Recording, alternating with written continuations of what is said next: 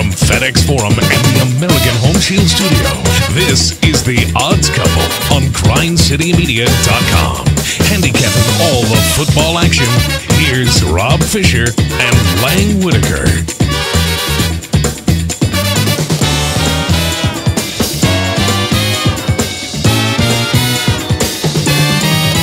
Hello, good people. Welcome to The Odds Couple, Week 14 of the college football season. And we got a busy show for you. Lance Taylor will join us coming up a little bit later on from Birmingham, get his thoughts on the action coming up this weekend. We'll have all the trends and the numbers and our picks coming up a little bit later on as well.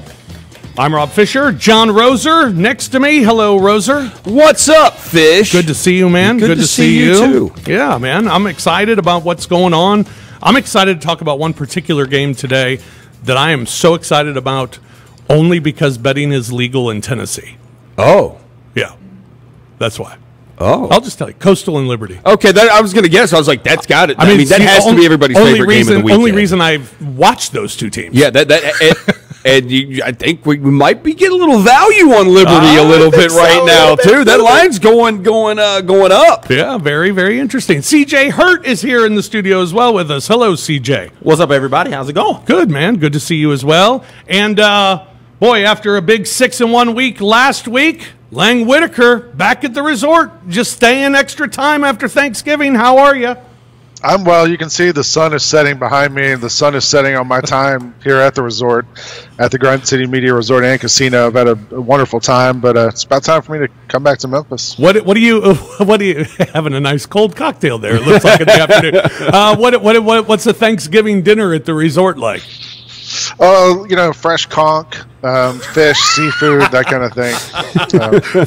Fresh conch. Very nice, very nice. Roser, we'll start with you. What did we learn this weekend in college football or the national football? I'm going to go the way of the NFL. Well, if you want to go college football, we'll just say, they just bet Alabama in the first half. Again, Georgia continues to be the only one the only first half that they have not covered. They have the number one most efficient offense in college football. It doesn't seem like it's even close. There's a close second, how dominant that their offense has been. They lose Jalen Waddle and don't skip a beat. Also, in the NFL, a couple things to look at. It proves, once again, they always say in the NFL, just bet underdogs. Underdogs are now, I know there was a little bit of at the beginning of the season, but as the season has played out, underdogs have now covered 54% of the time in the NFL. In primetime games this year, 61% to the under. Wow. So very interesting. Yeah. Lang, what did you learn while relaxing on the beach?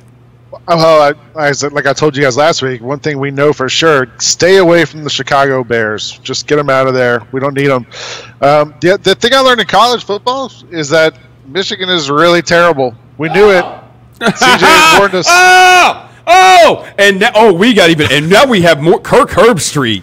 During the playoff show. Now, he came back and apologized for it, but he made it quite known. He said he has talked to coaches around the country, and there are coaches around the country that believe that some of these other coaches are using COVID as a way to not play so they do not get humiliated. Dabo accused Florida State of that. And Kirk Herbstreit flat out said last night he is afraid Michigan is going to opt out of that game against Ohio State next week to keep Ohio State out of the Big Ten title game, which will probably keep them out of the playoffs. They should absolutely do that. You don't want to play them, do you? Anything to keep Ohio State out of the playoffs, I am here for. Anything to keep them from getting a champ. If you can't beat them, so if you can't beat them, cheat them. Let's get it going. Yeah, well, it also is more money for those schools in the Big Ten if Ohio State makes it. I think isn't hurting for money, but I think they probably need some recruiting money. Look, they're not using it on recruiting, but I would say that I think the Big Ten is probably looking ahead to this now. Already, the Michigan-Maryland game has now been called off. I think Ohio State's probably been in contact with the Big Ten because to probably say hey, in case this, find us an opponent. Ohio State's playing shorthanded this week too against Michigan State, but they know they need to play the game. Yeah, I've got a solution for this. I've been thinking about this. If Ohio State needs an opponent, and there's another team that could use a big-time opponent to play against, what about BYU? BYU or Cincinnati? Put them both in there. Give them both a shot against a top 5 team.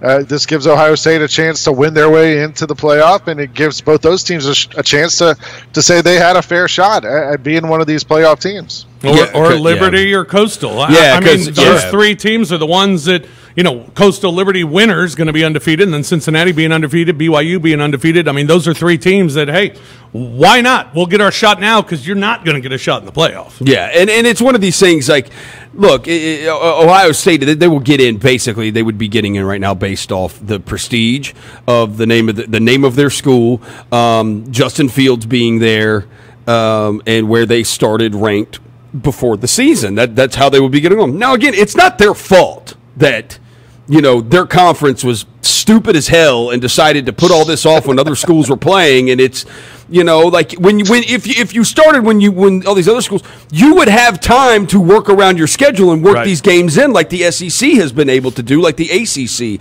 has been able to do. When you start as late as you did, there's not a lot of room for error there if you have to miss some weeks. I mean, that's not their fault. That is the leadership of their conference. So, look, would they still get in if they only played? They played Cincinnati last year and beat them 42-0.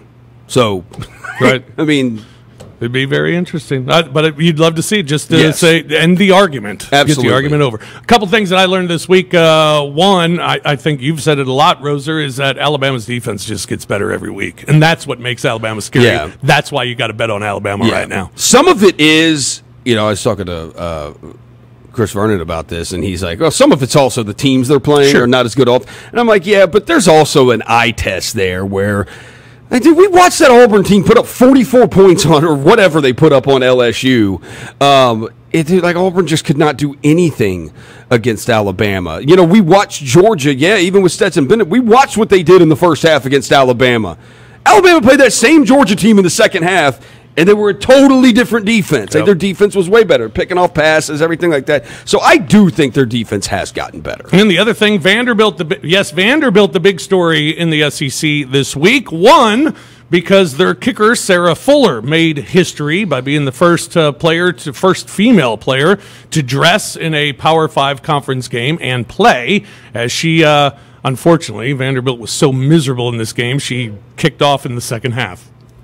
That was it. It was the only opportunity she got. But it was a cool moment. And afterwards, Sarah Fuller, she was happy to be able to have the opportunity and wants to spread inspiration to others. Honestly, haven't taken a second to soak it all in, really.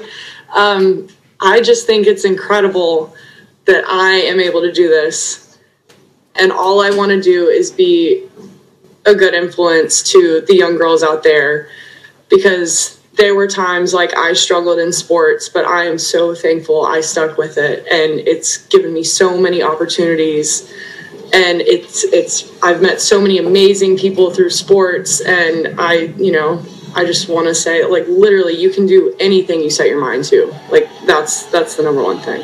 I would love to get out there and score a field goal. I'd love to get out there and, extra point and everything. So I would be happy to if they'll have me. So I love the team. They are amazing. The entire staff has been so incredible in this transition, and I could not ask for a better team behind me. It was a very cool moment. Eli Drinkwitz, head coach of Missouri, went out and had a chat with her before the game, talked about his daughters and what an inspiration she is for them and how proud he was to be on the field with her at the same time. She is listed as the number 1 kicker on the depth chart this week for Vanderbilt. Maybe they can have a success against Georgia this week. That's what I thought. I was like, man, she's not going to get a chance again because they got to play Georgia. She's going to kick off in the second half again this week. But hopefully she'll get that opportunity. But then she got the coach fired. So then there was that. Derek Mason not getting her an opportunity to kick at all. He loses his job. I thought COVID was going to save a lot of jobs. It obviously isn't. Will Muschamp's been fired already. Derek Mason now is gone from Vanderbilt. Vanderbilt is just a dead-end job. Dead-end job. How did James Franklin do it? James Franklin recruited there. And I remember James Franklin saying his pitch was, all these other colleges are going to come in here, the big time schools, and this is what parents, and he's got parents in his living room, and he'd say these other schools are going to come in here and talk about the next 4 years of your life. I want to talk about the next 40 years of your life because you will get a degree from Vanderbilt University, and that's going to go along. And parents love it. James Franklin's great at the recruiting thing. I saw this. I can't remember who said it, or I'd give him credit. They need to find their David Cutcliffe. Yes. They need to find their David Cutcliffe. I don't know who that is. Maybe David Cutcliffe. Maybe David Cutcliffe, yes. Maybe he wants to come back to the SEC. Yeah, but Duke stinks again now, too. Yeah, they do. I don't know if you wanted David Cutcliffe. First of all, Sarah Fuller, let me say this. I'd never heard of her. Could they have found anybody who was, more well-spoken and such a great person to handle the spotlight she got put in? I thought she was amazing, the way she talks about it and the way she handled everything. Couldn't they have just let her kick it off deep one time? They didn't even let her kick it off deep. Just let her. She tweeted a video of herself in a soccer game kicking the ball the length of the field, so she obviously has the leg. They just had her do a pooch to the 25-yard line. And then Derek Mason, we hardly knew you. Yeah. Lang, I will say, you did say there at the beginning, you said, Sarah Fuller, speaking on her, you said, I didn't know who she was. You mean you hadn't been keeping up with Vanderbilt women's soccer? Hadn't been doing that this season? No, I follow more of the ACC women's soccer. Okay, all right. CJ? I mean, would you kick the ball deep with Vanderbilt's return team? I wouldn't. If I'm coming up against Vanderbilt, hey, wherever you are on the field, score. Dude, they're already down 21-0. Whatever. Man, let her kick it off. I wouldn't have. Because they would have caught that ball and taken it to the house afterwards. Let her play quarterback. Yeah. I'd be down for quarterback. How bad can it get for Vanderbilt? What's the worst? Well, now they need a new head coach, and it's really unfortunate because we haven't heard much from Derek Mason on this show because really when you look at the trends and the numbers against the spread, Vanderbilt's one of the worst in the country. So we don't really feature their games very often.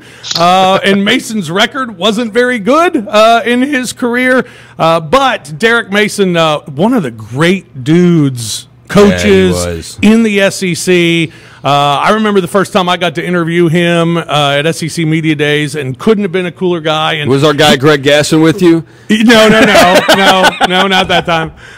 No, boy, great story. Yeah. But Derek Mason was awesome, and when you talked to him, he made you want to play for him. I mean, he was one of those guys. So today, in honor of Coach Derek Mason and his time at Vanderbilt, I put together a little best of Derek Mason. You've heard this before. We did this at SEC Media Days last year, Roser, but we did the long version. Yes. Much shorter version today. Here's the best of Derek Mason. It's about that time. Every year he's added, another tool to his toolbox. And that's what we got to, continue to do as a football team. Getting more guys, adding more tools to the toolbox. We're in the meat of the grind. Fear everything and run, or face everything and rise.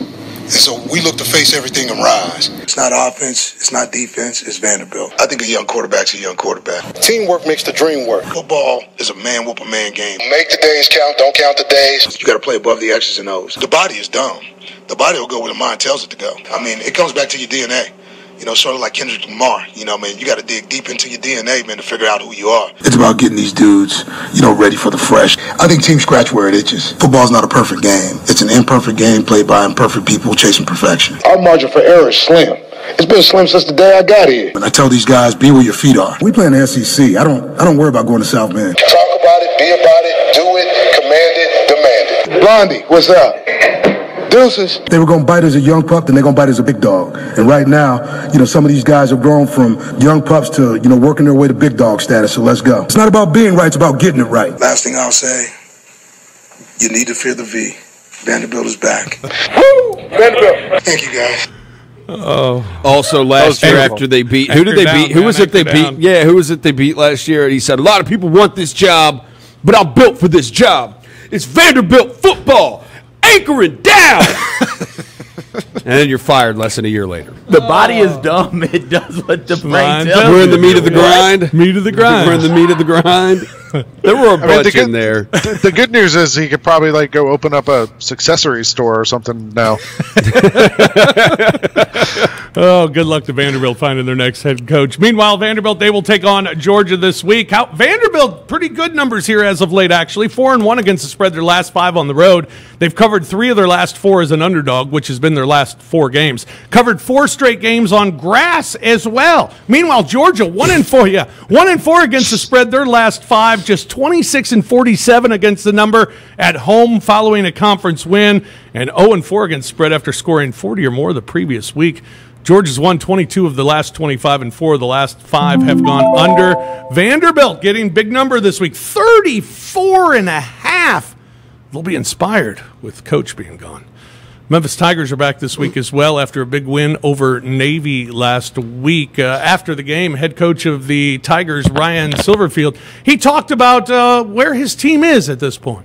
With all the things that have occurred, and it's happening throughout college football, if you said, Ryan, are you happy with the way this season's going? Yeah. There are things I wish I could change. Absolutely. I mean, I've got to continue to improve as a head coach, and I'm taking notes every single day of things I've got to continue to get better at and things we can do within our program. But am I pleased with where we're at? I am. I really am. Like, if you told me before the season that, hey, you're not going to have Memphis, one of their all-time leading receivers after the second game, hey, really probably considered the best player in the conference, freshman All-American, won't be part of your team 6 days before the first game, and you're going to be able to go out there and go 6-2.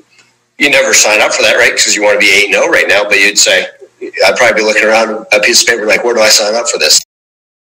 I've been in Memphis close to 20 years, and I know the previous 30 years prior to that were miserable for Memphis Tiger football. Where have we gotten to the point of saying 6-2? We even question what 6-2 is. That they've set the bar so high for themselves here recently, but 6-2, I agree with them. And what they lost, I think we need to take a step back and realize this team they're still an above-average team, despite the fact that they lost 2 of their best players when the season began. Yeah, there's no doubt about that. And I think I'll give our buddy Devin Walker credit here. He said, Mike, Ryan Silverfield has done now 3 things that Mike Norvell never did: win at Navy, beat UCF, and then also win a game scoring 10 points. I don't know if that's true or not, but I would guarantee you, if you go looking back at the numbers of Mike Norvell coached here, I don't think they ever won a game scoring 10 points because they probably never scored 10 points. Yeah. It was more of just, I think what a lot of it was in that game. When you watch that game, it was a hard watch on the eyes. The play calling was what I think drove a lot of Memphis fans crazy. The offensive coordinator Kevin Johns, because they just kept running the ball right into the line and getting nothing every single time, and it was like, why don't you try to do something a little bit different? Maybe like first down, run into the line. Second down, run into the line. Boom! Now you're sitting at 3rd and 8 again. Yeah. Every possession, it was that. And this week they find themselves a 2.5 dog against a Tulane Green Wave, and the Tigers have not been good against the number. 2-9 against the spread. Their last 11. 1-7 against conference opponents. 0-4 against the spread on the road. 1-7 against the spread following a win. 0-6 against the spread as a road dog. Meanwhile, Tulane 5-1 against the spread in their last 6, 8-1 their last 9 at home against the number, 4-0 against the spread as a favorite, and 5 of their last 6 in week 14 have gone under. So the numbers, again, not favoring the Memphis Tigers. But Lang, I mean, the team, other than the Cincinnati game, and I think we realize how good Cincinnati is, Memphis has been right there. They're just not covering, and I think the biggest problem has been the numbers been inflated because of what they've done in the past. They've been fine at football. They just haven't been fine at covering what the line's supposed to be. And I'm a believer in the law of averages, guys. Like, eventually things are going to even out. So Memphis has been killing me all year by not covering on the line. So I'm going to keep betting them. I'm going to eventually. It's got to turn around at some point. I don't think that's the right way to do it, Lang. I don't know if that's smart. Like Lang's gonna be looking up and he's like, "Oh crap, my retirement's gone." he keeps betting it on. Keeps betting it on Memphis. Lang, I went 6-1 last week. We all know what the 1 was. I can see you sitting at the resort there writing your book, Lang, The Do Theory, and talking about your path through life betting on the Tigers. I'm just if I go 6-1 and they're the one I lose every week, I can live with that. All right, we'll take a break here on the Odds Couple. When we come back, Lance Taylor's going to join us from Birmingham, get his thoughts on some of the action coming up this weekend, and we'll talk a little NFL. It's all ahead here on the Odds Couple on Grind City Media. I love the haircut. They tell me you've been getting beat up over it, Zach. They say I look like I'm 25. I was in somebody said I was in Vegas. They said, "Is that Zion?" I said, "I paid away for little." I said, "That's my little brother." Tune into grindcitymedia.com, Grind City Media on YouTube, or on the official Grizzlies mobile app to catch Chris live or download each episode daily, and subscribe at iTunes, Spotify, or SoundCloud today. The debate is whether he's a star or a superstar right now, which is what the headline and sort of the tweet suggests. But I'm liking that discussion right now with Ja Morant at point guard. Tune in to grindcitymedia.com to follow Michael Wallace and Lang Whitaker as they debate the biggest topics in the NBA, the Grizzlies, its IMH show. Mike and Lang will share their humble opinions on the hottest league water cooler news, providing insight, analysis, and a little heat. Watch and read weekly by visiting grindcitymedia.com or follow on Twitter at grindcitymedia today. What's up, Grizzlies fans? I'm Megan Triplett, and I have some exciting news to share. We have a new app. That's right. It's a 3-in-1 experience that you don't want to miss out on. Check this out. The app will keep you up to date on all of the Grizzlies stats and latest news. If you're looking to see what events are going on at FedEx Forum, that can all be found on the app as well. Plus, if you want to see more of me and the rest of the Grind City Media team, like Chris Vernon, Lang Whitaker, and Mike Wallace, there's a section for all that. It is 365 days of content to keep you in touch with all things Grizzlies, FedEx Forum, and GCM. And did I mention you can also purchase and manage tickets on the app?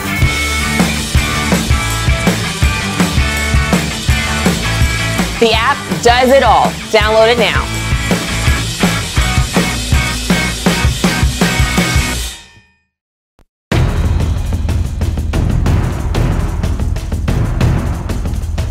Welcome back to GrindCityMedia.com, live from FedEx Forum and the American Home Shield Studio. Now, here's more of the Odds Couple, Rob Fisher and Lang Whitaker. Hey, don't miss the newest Grind City Media show, Rise and Grind, with Jessica Benson and Megan Triplett. This duo brings a fresh, fun, energetic double shot of morning vibes to catch you up on the latest in sports, entertainment, pop culture, and everything Memphis, with some completely biased, unfiltered discussions and a side of slightly above-average jokes. Tune in to grindcitymedia.com, Grind City Media on YouTube, or via the official Grizzlies mobile app to catch Jessica and Megan live, or download each episode daily and subscribe at iTunes, Spotify, or SoundCloud today. Welcome back, everyone, to the Odds Couples. We get you set for the weekend in football, including Texas A&M Aggies. Those Aggies are staying in the mix. They're staying in the mix. They're right there at number 5 in the playoff rankings. And last week, a good win over LSU. Afterwards, Jimbo Fisher, head coach of the Aggies, talked to ESPN about the big win. Offensively, I was not very impressed. And that's my fault. As a coach, I got to get them better ready to play. Get too inconsistent on offense, missed blocks, missed throws, not getting open, kind of everything. Defensively, I thought we were outstanding. I thought our defense, we played their tails off, did a heck of a job. And special teams, too many critical penalties. We had a major punt return down to 25, get a penalty, had 2 right there.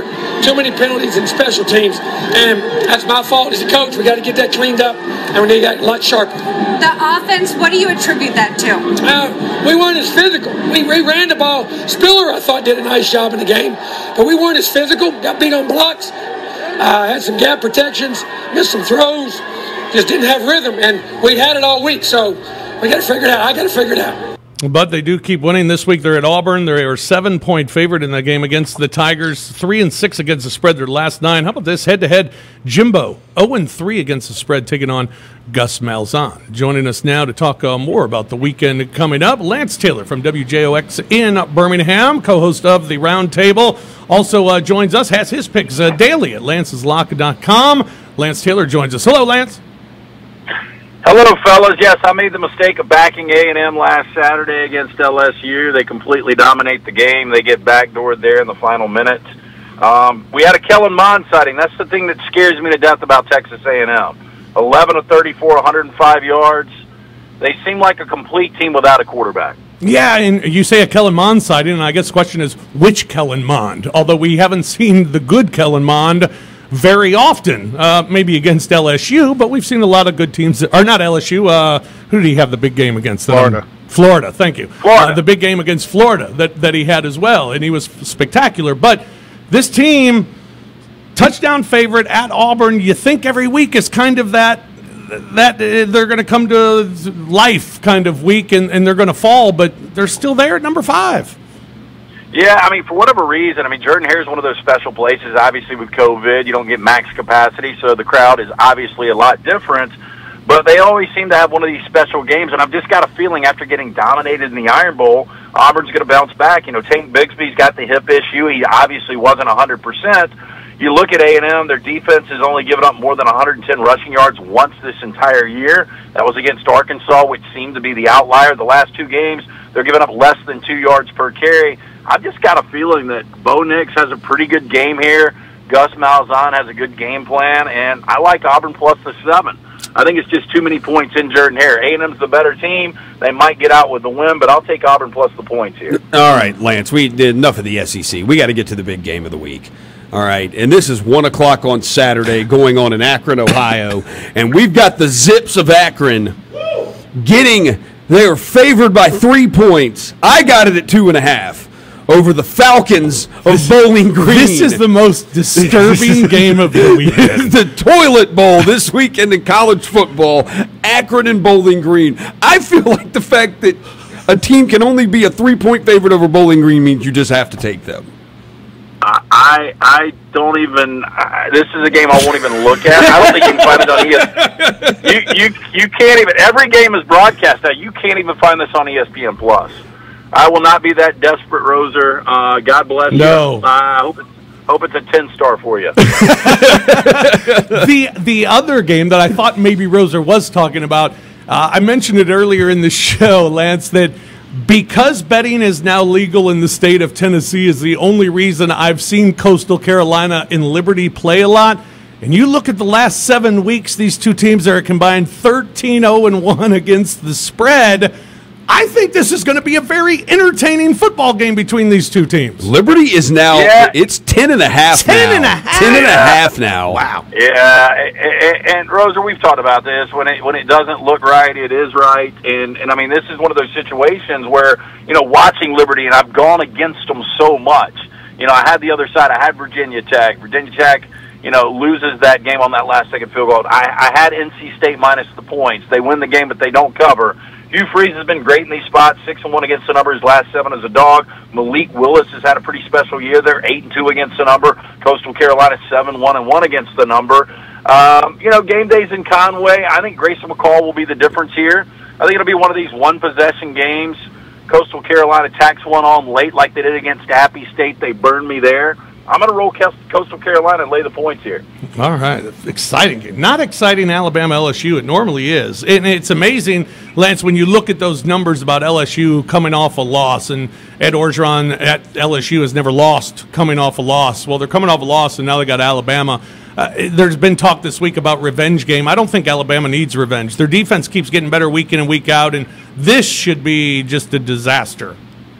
Well, I think there will be revenge here, you know, and that's, I don't want to say it's out of Nick Saban's character, but last year, you know, I just saw it up close and personal. Ed Orgeron and the entire LSU team right there in the middle of Bryant-Denny saying, we own this place, you know, it's our house, and kind of weird after they had lost 9 consecutive games, or 8 consecutive games in that series, and then once they got in the locker room, there were a lot of things that were said that went viral. I think Alabama players will remember this. Now they'll have an opportunity. You mentioned, Rob, that defense.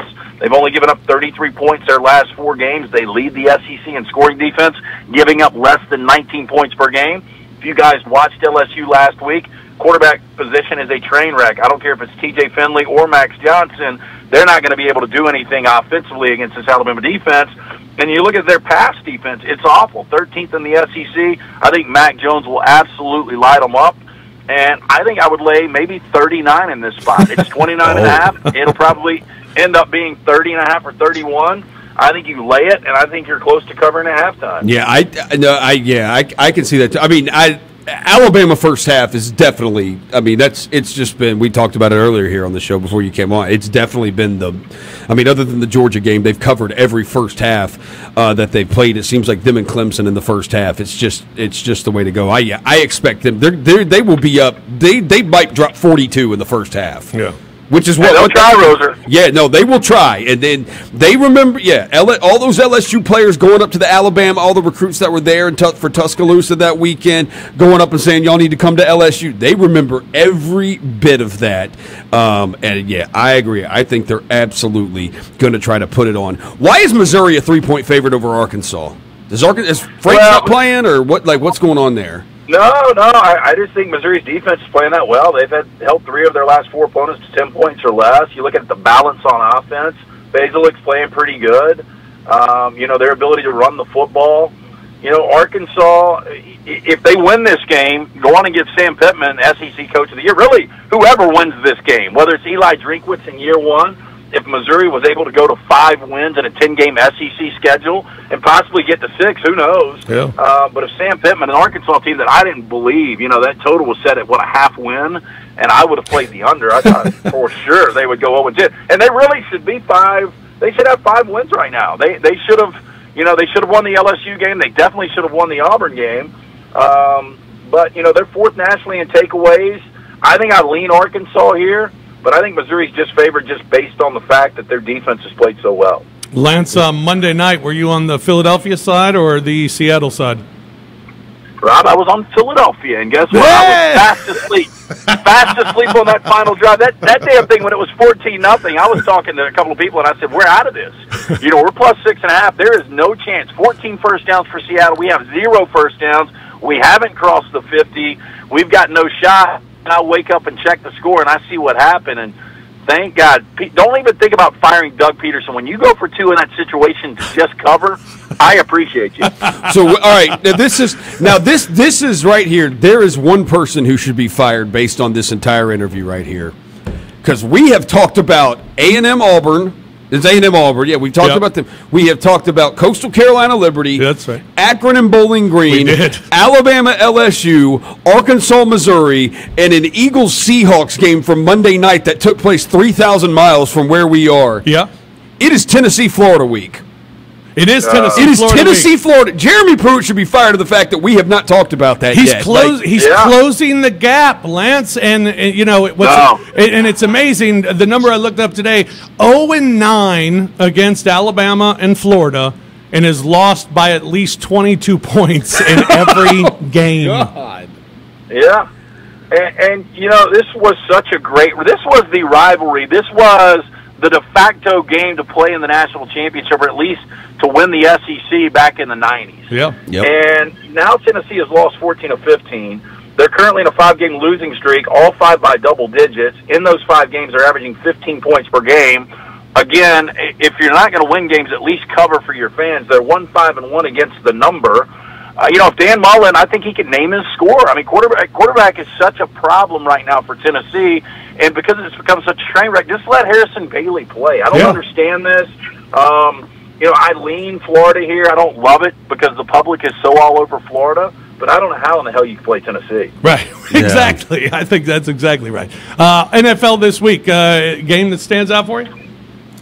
Yeah, I'm going to do the rematch, Saints-Falcons. This is a pretty good rivalry, obviously, in the NFC South there. The Saints handled them,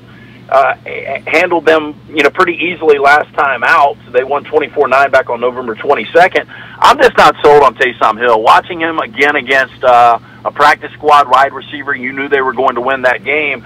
But Raheem Morris has got this defense playing. They win by 37 against Vegas this past week. They're 4-2 against the number under Morris. I think their defense throws some wrinkles at Hill. I think he turns the football over, and I like the Falcons +3. I think they actually win the game outright. Speaking of Falcons, I looked it up. OddsShark this week. They have Bowling Green beating Akron 17-12. What? Take the under. So how about that? The under might be a good play between these two disastrous teams, Roser. You don't go into the Zip Stadium and come out alive. Bowling Green. is going to die this weekend when they go to Akron, Ohio. Take the under and don't watch it. Yeah, exactly. Well, I don't know if you'll. Oh, it's on ESPN 3, CJ? It's on ESPN 3 if y'all want to watch. There you go if you want to watch. I'll be tuned in. I'll be tuned in. Lance, how can people get your picks each and every day? Really simple. Just go to lanceslog.com. It's only $90 per month, $3 a day. Simple math there. We've got everything available. You know, college football, which we've been talking, a little NFL, side and totals, and college basketball. As we talk right now, 11-5 in college hoops this year. So we're already winning in college hoops. Jump on board. We're going to win for you. Again, it's only $90 per month. lanceslog.com. Lance, always a pleasure, man. Thank you much. Appreciate it. Yeah, talk soon. See you guys. All right, buddy. Lance Taylor joining us from WJOX in Birmingham. I need his college basketball picks. I'm like 0 for 100 in college basketball. You didn't want to wait a little bit? I'm done betting. Well, part of my problem is I bet Memphis. And exactly gone my way. No, another one. Dude, I had North Carolina, their first game against Charleston. I had North Carolina over 80.5 points. Dude, they had 79 with 1:45 to go, had 4 chances, and they're trying to score the whole time. Like, they're trying to score. They're not just, like, taking the ball out and just holding it, and did not score. I was like, you've got it. It's Charleston, dude. You're not playing Duke. You're playing Charleston. NFL this week, Pittsburgh Steelers week didn't end until Wednesday last week, and now they're back at it this week when they take on the Washington football team. Overlook that team? They probably should. Mike Tomlin says they will not. I'm not into the trap game discussion. I understand that that's things that you guys like to talk about. But this is the NFL. And more than anything, the guys know my attitude regarding that. We're not a Big Ten team playing a MAC opponent this week. Every time we step into a stadium, we're playing professionals, players and coaches. And we got a ridiculous level of respect for that. And so, you know, write your story, man. Follow your storylines about trap games and things of that nature. We understand what we're going into, and that's a group that's trying to kick our butt, a professional group, a capable group, and we're preparing with that understanding. Why we got to talk about the MAC like that? Man, I love Mike Tomlin. It got to be. I mean, like outside of obviously Kyle Shanahan, like it has to. My favorite. Mike Tomlin is my favorite coach in the NFL, no doubt about it. He has a quote every week. It was like like the week Roethlisberger was on the COVID list and he didn't practice. And Mike Tomlin was asked, well, like, are there thoughts? Because Roethlisberger came out and had, like, his best game of the season. He was unbelievable. And they asked him about it, and they were like, do you think maybe you do that again? And he's like, that's a conversation that Ben and I had, and it lasted about 10 seconds. He'll be at practice on Wednesday. I love Mike Tomlin. He's the best.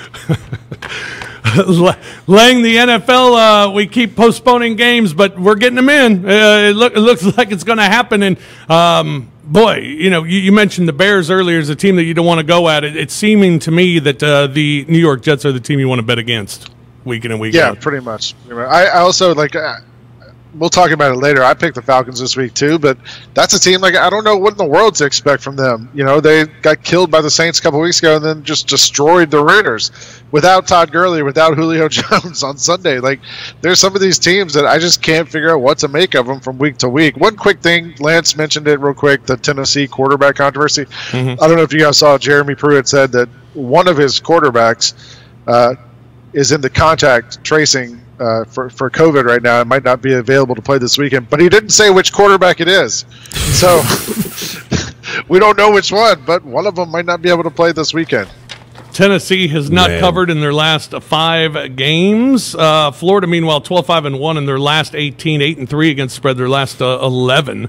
10-4 against the spread as a favorite as well. As I mentioned, Jeremy Pruitt, 0-9 against Alabama and Florida, all losses by 22 or more points. Yikes. Florida's covered 5 of the last 6 at UT. They've covered 8 of the last 10 against the Vols overall, and the road team has covered 8 of the last 12 in this series as well. Florida, the big play this week. Oh, another Mike Tomlin. Well, is this earlier in the season when they had? You remember they had a game that one other team that they played it was when the Titans thing was going on, and the Titans had their outbreak, and they had to shift games around. So the Steelers had to take their bye week early, and Mike Tomlin was asked, "Are you worried about your team? You got a veteran. Are you worried about your team having to play?" 12 weeks in a row now, 13 weeks in a row without a bye. And Mike Tomlin looked right in his Zoom call and said, "No, we are not." No, we are not. And that was the answer to that question. We'll have a best of Mike Tomlin if we Tomlin need a best ever, of you need to be working on a best of Mike Tomlin. We got to get a best of Mike Tomlin. We'll have that maybe for next week. We'll take a break. We'll come back. We'll have our picks for this week's action. That's coming up next here on the Odds Couple on Grind City Media.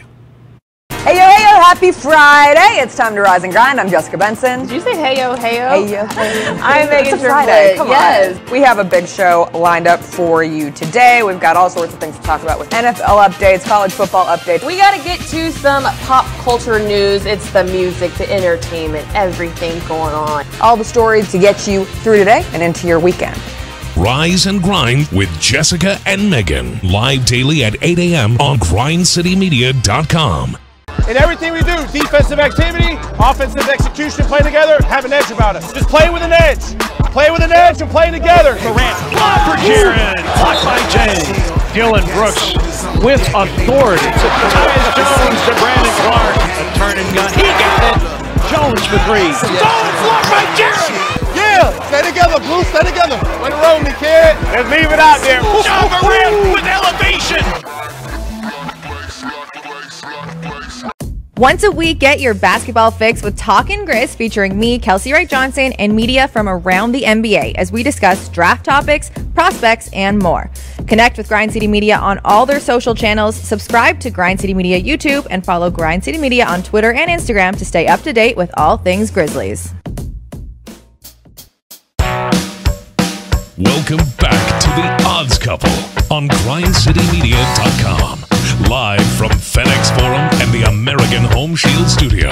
Here's the Odds Couple, Rob Fisher and Lang Whitaker.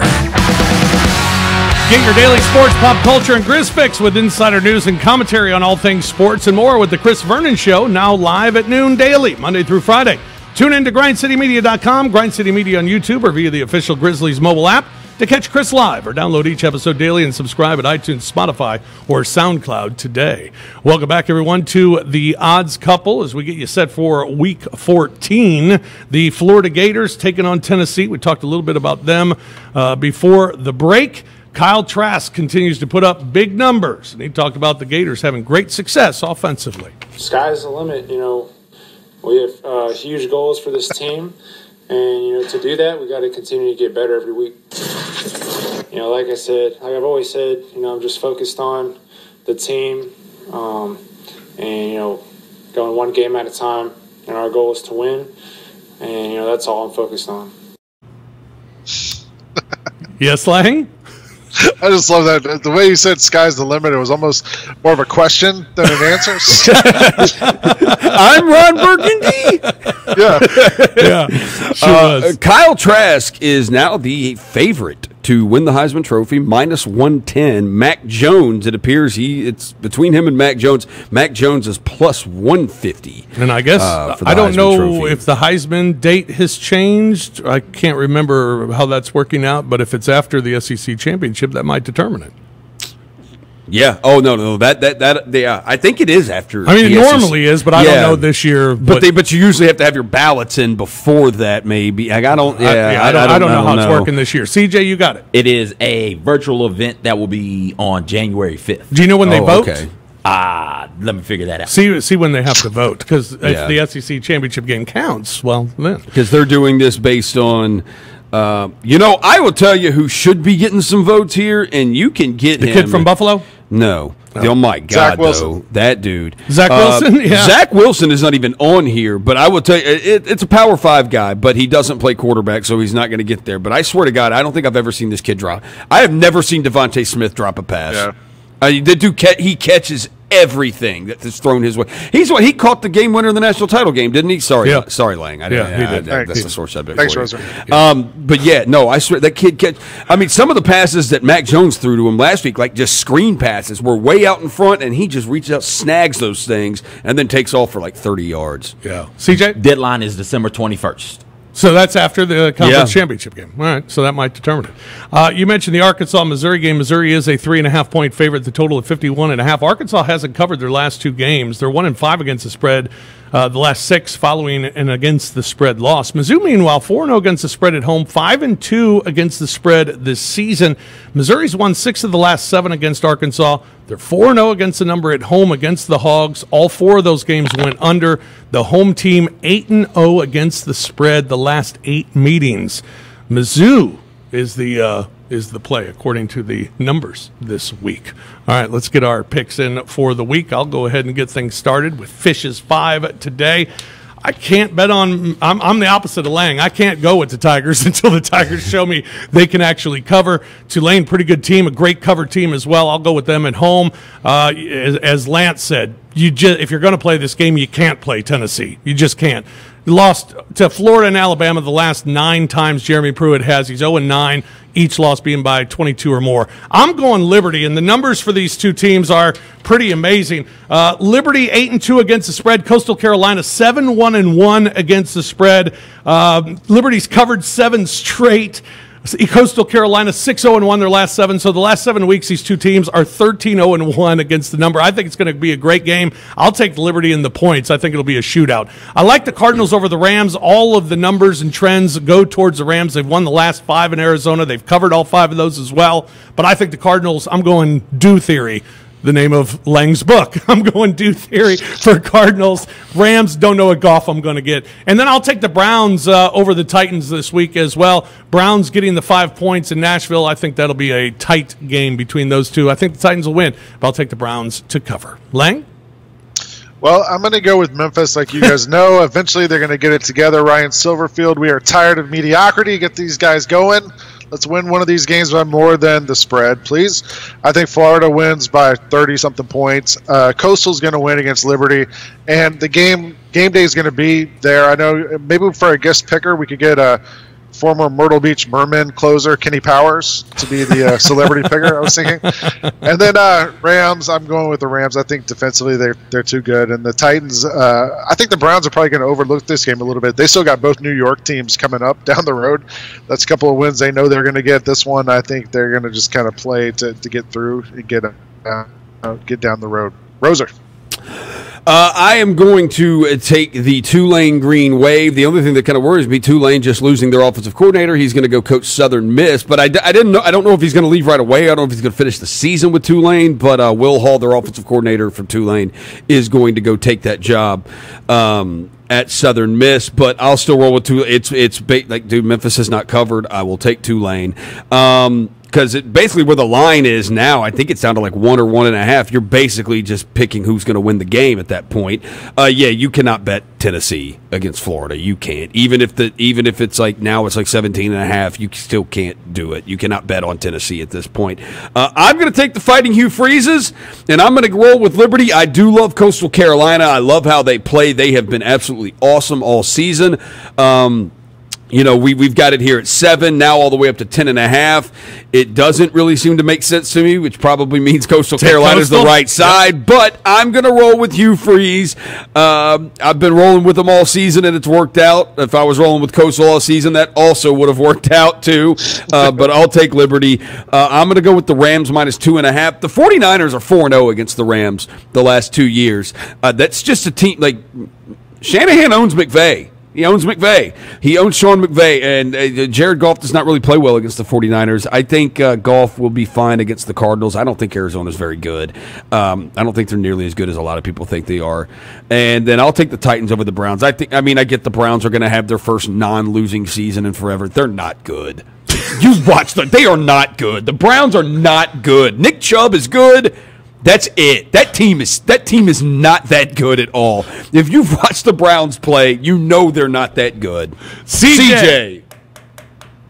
Hard to follow Rosa, man. I tell you what. Lang took Memphis, so I'm going to take Tulane. What do you want me to do with Tennessee? It could be 40. I haven't seen anything so far this season to let me believe that Tennessee isn't going to go out there and get completely waxed by Florida. So let me go ahead and get Florida. Game day is there. They're playing on the Teal Field. You can't have a Teal Field and have game day there and lose this game. So I will take Coastal in that matchup. Give me the Rams. I like Cleveland.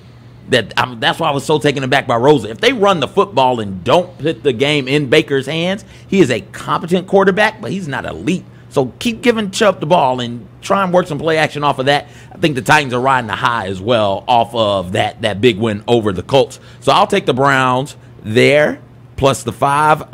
Arizona State only played one game. UCLA has played 4. Surely you've got enough tape to figure out what UCLA is doing. Russ, Smuss, they'll be fine. Give me the Fighting Herm Edwards in that one. And I have the Bears here. What are you doing betting the Bears? Oh, my gosh. Who are they playing? They've got to be playing the Lions. They've got to be playing. Yeah, okay, that's why. Whoever plays the Lions, I'm going to take that team. Lang, who you got off the board this week? I told you, stay away from the Bears. I told you. Off the board, I'm going for a big weekend in my hometown, Atlanta. The Dogs are giving 35.5 against Vanderbilt. Give me all the points you want. Georgia's going to win that game by a ton. JT Daniels only completed 10 passes last week, and they scored 45 points. I think they're going to do a little bit more this week. And then I'm going to go with Falcons getting 3 points against the Saints. Played them 2 weeks ago, got to see Taysom Hill, got to see how they're going to run that offense. And like Lance said, Raheem Morris has them playing pretty well in defense right now. So I'm going to go with the Falcons and the Bulldogs. Roser? Yeah, I sense a theme here with Roser. We're going to go with Clemson first half against Virginia Tech. I told y'all this before the lines even came. I was like, I really don't care what the lines are. They're not out right now. But I know Clemson's playing Virginia Tech, who's not good. And I know Alabama's playing LSU, who's not good. And I know what their first half cover numbers are. They try to kill you. So we're going to go with Clemson minus the 11.5 in the first half over Virginia Tech. We'll take Alabama minus the 16.5 in the first half over LSU. Now, that Alabama line has since gone up, so I bet that first half number is going to be over 17 now, but I don't really care. The NFL ones you want to look at, I gave you 2 NFL ones too. The Raiders minus the 7.5 against the Jets. I think they bounced back. Very impressive from the Falcons, holding the Raiders to 6 points because the Raiders do have a really good offense. And the 49ers plus 2.5. That line has moved for the 49ers. They opened up as a 3 or 3.5 dog. That line has now gone to 2.5. This year in the NFL, when lines have moved in favor of the dog, 64% of the time the dog has covered. The 49ers will be as healthy as they have been in a long, long time this weekend. They're going to have a lot of guys back. Not everybody, no Kittle, no Jimmy G, but they will have a lot of guys back. You saw what it meant when they got Deebo Samuel, Richard Sherman back last week, Raheem Mostert back. That meant a lot. Missouri and Arkansas have both been under teams. I'm going under Mizzou and Arkansas, under the 51.5. Arkansas has been under all year. Missouri has been under 11 of their last 12, or 11 of their last 13 have gone under. 11 of their last 14 at home have gone under as well. Plus, they are covering big numbers. I like Mizzou to cover, but I like the under even more. I'll go under in Mizzou and Arkansas. My other one's Miami, minus the 11 against the Jets. Go against the Jets every week. I think Miami's pretty good regardless of what quarterback plays, and it's the Jets. They're miserable. So I'll go with the Dolphins this week over Miami. Shouldn't we roll with like under 54 in the Titans-Browns? Like, why would either one of those teams throw the ball? Yeah. Like, why would either one throw the ball They in that won't. game? Yeah, like neither team should have a reason to throw the ball in that game. Yeah, no doubt. All right, that's going to do it for us here in Week 14. Thanks for joining us here on The Odds Couple. Hope you enjoy the weekend of football, a weekend that will extend all the way to Tuesday this week. We got multiple Monday and Tuesday night games as well, so look forward to that. Enjoy the weekend. Lang, enjoy your final few days at the resort. We'll see you back in studio. Thank you, sir. To you guys. All right, man. For Roser, Lang, CJ, Kimball, I'm Fish. Thanks for joining us here on The Odds Couple. We'll talk to you next week here on Grind City Media.